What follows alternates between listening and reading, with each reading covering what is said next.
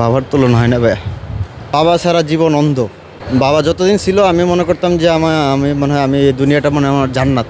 আসলে বাবার তুলনা হয় না। মার যেমন তুলনা হয় না, মার সাথে সাথে বাবারও তুলনা হয় না। বাবা কোলে নিতে চাইতো আমাকে, বড় হয়ে গেছি তারপর কোলে নিতে চাইতো। এখন মনে করি যে এখন এই অবস্থায় যদি কোলে উঠতে পারতাম তা অনেক ভালো লাগতো। আপনি কি বিয়ে করেছেন? জি না ভাইয়া, এখনও বিয়ে করা হয় নাই। পড়ালেখা শেষ করছি। আসলে বাংলাদেশের পড়ালেখার সিস্টেম অনুযায়ী পড়ালেখা শেষ করতে করতে একটু দেরি হয়ে গেছে, 26 বছর হয়ে গেছে। তারপর চাকরির জন্য দৌড়াদৌড়ি, গভর্নমেন্ট চাকরি এখন পর্যন্ত গভর্নমেন্ট চাকরি হয় নাই। প্রাইভেট চাকরির জন্য প্রাইভেট চাকরিতে এখন একটা আছি, ভালো কিছু করার চেষ্টায় আছি কেরিয়ার গঠনের। তারপরে ইনশাল্লাহ বিয়ের সাথে চিন্তা আছে। বাবাকে কতটা ভালোবাসেন? কোন প্রভা? বাবাকে। ও বাবা, সরি, বাবা তো নাই ভাইয়া। জীবনে বট গাছের ছায়া বলেন বা মানুষ যাই বলুক, আসলে বাবার কোনো তুলনা হয় না।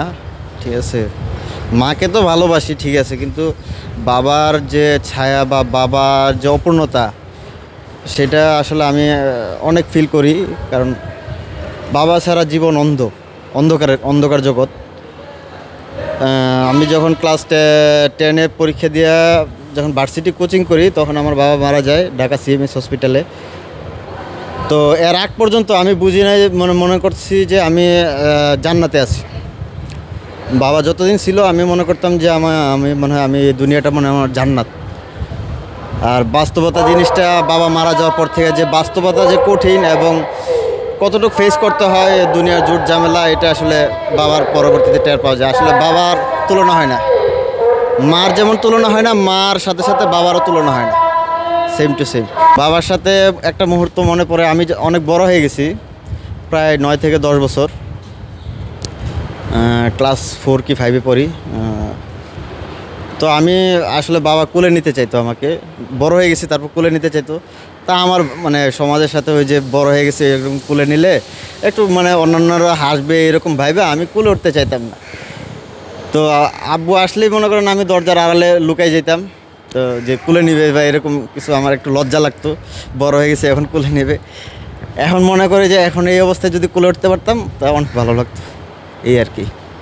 এখন বড় হয়েও বাবার তুলনা হয় না ভাইয়া, এই ফিলিংস। আর এই মুহূর্তটা খুব মিস করি আর কি। বাবা কোলে নিতে চাইতো, আমি উঠতে চাইতাম না। আর এখন মনে করে যে কোলে উঠতে পারলে ভালো লাগতো।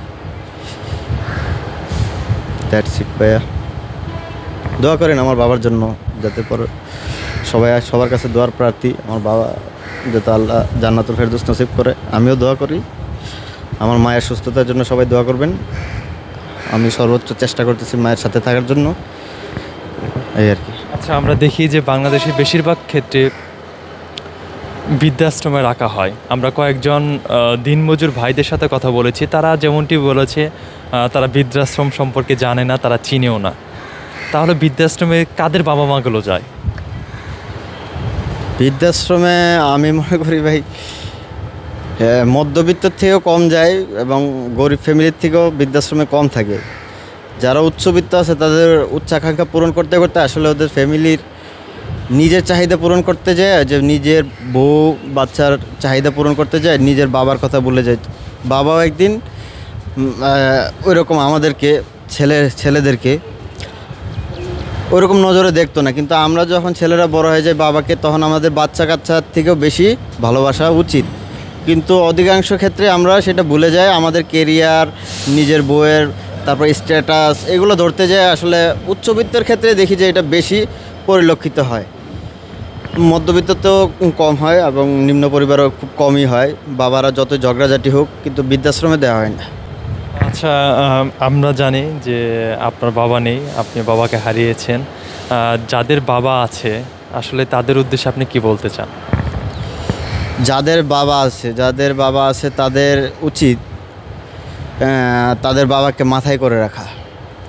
সর্বাবস্থায় বাবার খুঁটিনাটি যত প্রয়োজন আছে, একটা ছোট্ট শিশুকে যেভাবে আমরা কোলে করে রাখি বা যতটুকু ম্যানেজ করি বা যতটুকু আদর করি, সেম টু সেম এর চেয়ে পারলে বেশি গুণ বাবাকে আদর যত্নে এবং সোহাগে রাখা উচিত। বাবা মা দুইজনই এবং ফ্যামিলি অন্যান্যদেরকেও ভালোবাসা সেম টু সেম উচিত। এমন না যে আমি বাবাকে ভালোবাসতেছি তার জন্য আমি বউকে একটু দূরে সরাই দিব, না, বাবাকেও ভালোবাসতে হবে, বউকেও ভালোবাসতে হবে, বাচ্চা বাচ্চা ফ্যামিলি সবাই সমান, ঠিক আছে। এখানে বউকেও ছোটো করা যাবে না, মাকেও ছোটো করা যাবে না, বাবাকেও ছোটো করা যাবে না, সেম টু সেম সবাইকে মিলিয়ে মিশিয়ে নিতে হবে। এবং একটা ফ্যামিলির থেকে যখন একটা বউ আসবে, নতুন বউ হয়ে আসবে, ওনারও উচিত ওনার বাবা মাকে যে পরিমাণ ভালোবাসে বা যে পরিমাণ আদর করে, স্নেহ করে, ওই সেম টু সেম ওনার শ্বশুর শাশুড়িকে করা উচিত। এবং ওই হাজব্যান্ডের ক্ষেত্রেও সেটা উচিত যে ওনার শ্বশুর শাশুড়িকে নিজের বাবা মার মতো ভালোবাসা।